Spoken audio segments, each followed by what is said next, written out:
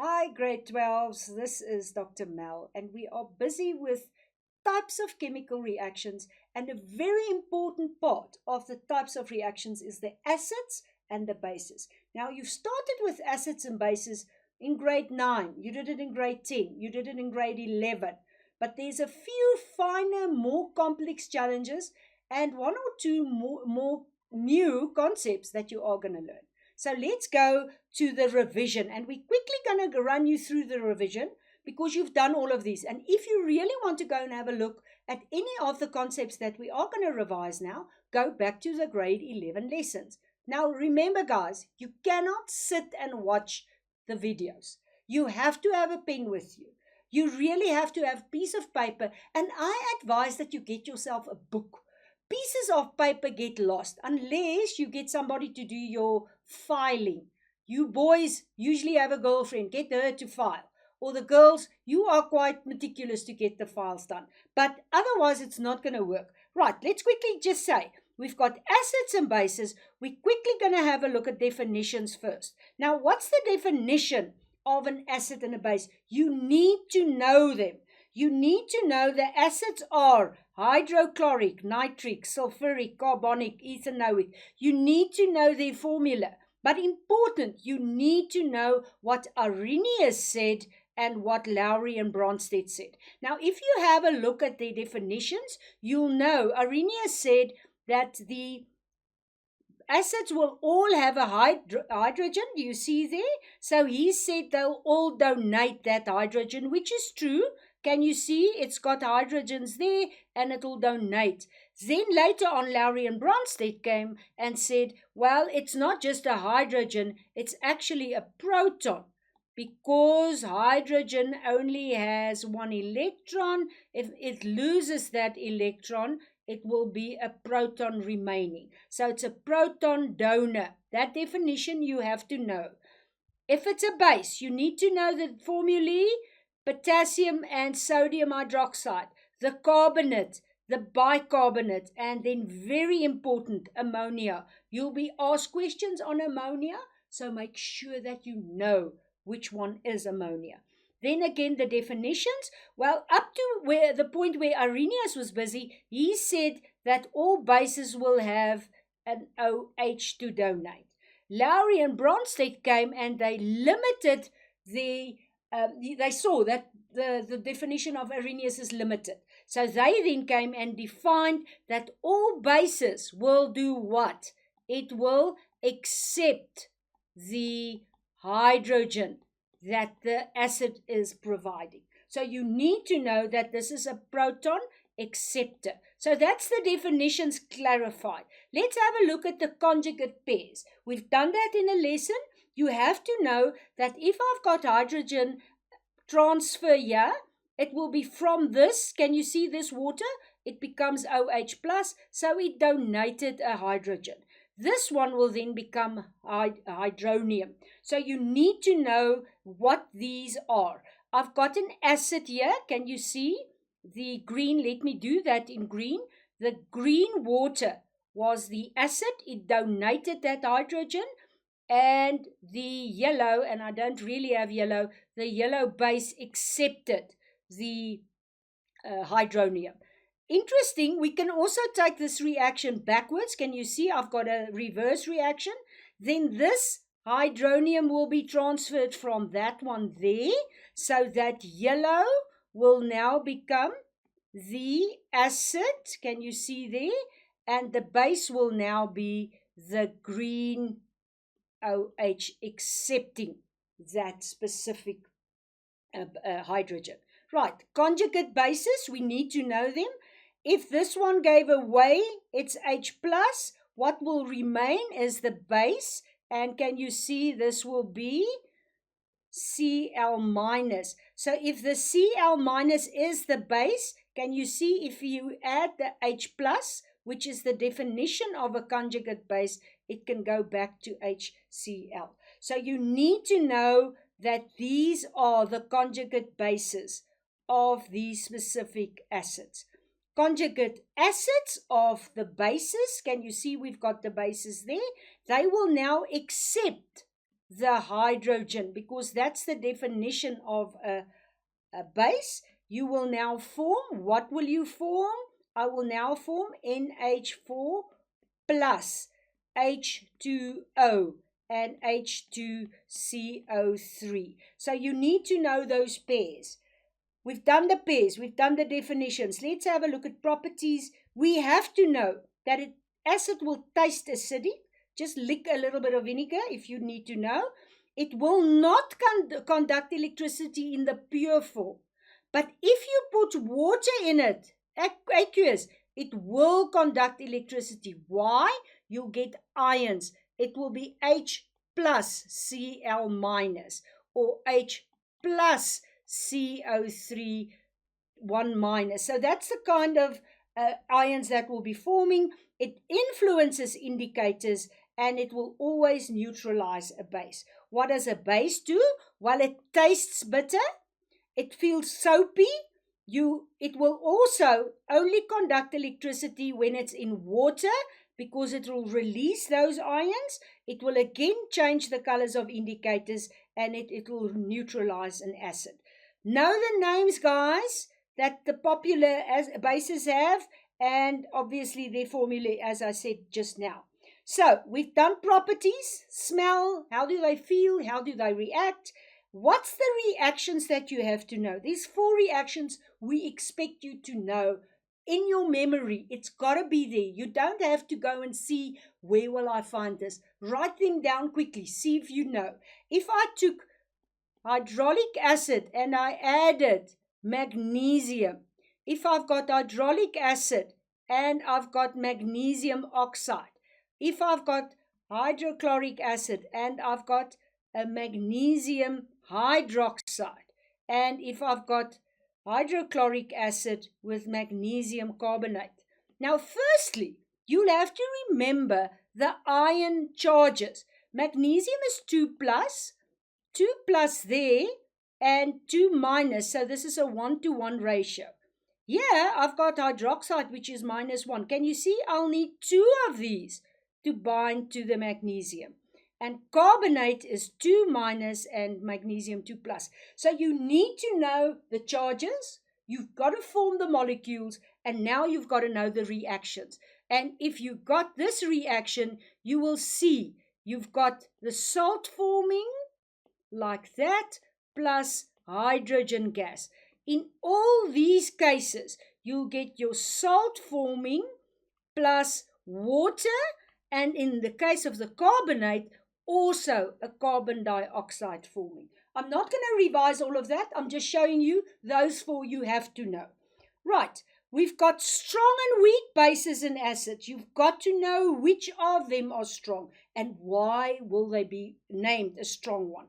I've got hydrochloric, nitric, and sulfuric acid as our strong acids. I also have carbonic acid and ethanoic acid as our weak acids. So why do we name them strong and weak? Because the strong ones will have complete, what can you remember? Ionization. That's the strong acids. The weak acids will have partial ionization. Now, you have done chemical equilibrium before you've done the acids and bases. So you know we've got forward and reverse reactions and it gets to equilibrium. So if it's complete ionization, it means in actual fact, if I start off with 10 of this, all 10 of them will be ions now because it's complete. And you'll see our arrows will be only in the forward direction. If I've got a weak acid, I will have the arrows going like that, meaning it's equilibrium. And if I start with 10 there, only 2 or 3 will form the ions and the rest will remain to be the acid. So if it's only 2 going there, you'll sit with 8 of that. Have a look at that lesson again if you want to see what a strong and a weak acid is. And as I said just now, in all cases, They will ionize. They'll give you the hydronium. There's a mistake there. But just make sure that you know these will actually take the hydrogen, the water, and you've got exactly the same number of water will be hydronium. On the other hand, guys, we need to know that we've got complete, the complete ionization. Now, I just want to stress the fact of ionization. It now forms ions. They work in a covalent bond, and as soon as I put the water in there, it will be specifically a water. Can you see? There I wrote it. Let me take that one out. There's the water, and I form hydronium. On the other hand, if I have a weak acid, it's partial ionization. Right, so we've covered the concept ionization now. Let's go to our bases. Now, I just want to show you quickly, interesting that your acids are all non-metal bonds. You've got hydrogen, carbon, and nitric and sulfur. You've got all of them on the non-metal side. When I've got bases, it's important that you see that you've got a metal present, a metal like magnesium, which I just used, or sodium. And it's usually an hydroxide, or it can be a carbonate bond to it. Also ammonia, and this is the exception on the bases because that's also a covalent bond. Right, what do we have? As soon as I have a base in water, I know the water will be enough, so it will be written at that point there on top of the arrow. And the strong bases will be completely. And remember, guys, where's the completely? I need to know that this is dissociation. And again, if you need to have a look at this lesson again, go and have a look at the lesson on strong and weak. What's the difference? I have a weak base there, so it's again partial, and in this case, ionization. So make sure that you know the differences between strong and weak bases and acids. Important, bases dissociate. Other than the other acids, the NH3 will also ionize. Right, so strong and weak, complete and partial. I'm going to say that over and over again because you're going to do calculations and you have to know that. Right, so we've done that. The strong acids, you know their names. I'm not going to write them down, all of them, but you also know the strong bases and the weak acids as well as the weak bases. Right, finally, we're going to have a look at 3 more concepts that you've done. Firstly, concentrated and diluted. If I dilute anything with water, the water will surround the ions. I will have in a diluted system more water. Now, why do we have to know that? You're going to work out the concentration. So what will happen here, concentration is the number of mole in a certain volume. Remember that when we work with volume, we work with cubic decimeter. If we work with concentration, we've got mole per cubic decimeter. So it's important that if I dilute anything, I actually take the concentration of the concentrated and I add water to it. So what will happen here, this one will have more volume. It will be more water. So the remaining moles will be exactly the same. You need to know that if I've got the moles concentrated, it will be the same as the mole diluted. And then I can just complete my calculation by saying this will be the concentrated concentration times the volume and the new diluted concentration plus the added volume there. Remember to go and have a look at that lesson as well. Titrations, the technique to determine an unknown concentration. Remember, you've done this. You will do the experiment probably in grade 12 again. Important, you've got a burette, you've got a flask there, you've got indicators. There's lots of finer detail that you have to know, but important, why do we do that? To determine the concentration of an unknown either acid or base. That's the importance. What do I use? Well, you'll see I'll use, let's just write this down, I'll use a standard solution. One of them will be a standard solution, so the concentration is known. The other one will be an unknown concentration. So what do I know? I have to know the moles of both, and that you get from your chemical equation. A balanced equation, guys. You need to balance the equation. I can read off the volume there, and I've got that volume. I can see how many solution I threw in there, and then finally you can calculate the concentration. This one will be the known concentration, and the other one will be the one that they ask you. Titration is important.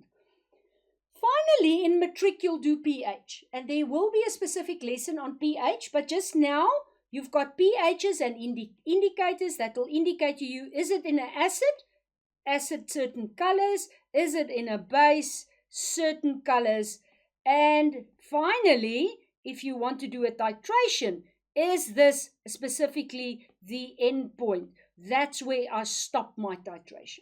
So have a look at these lessons if there's anything that you want to revise again. Right, you have to be able to define and obviously know the names. You'll have to be really clued up with what neutralization means. It means it forms a salt. You need to get the conjugate pairs identified. And then finally, you'll have to know the titration and the indicators in order for you to determine the concentration of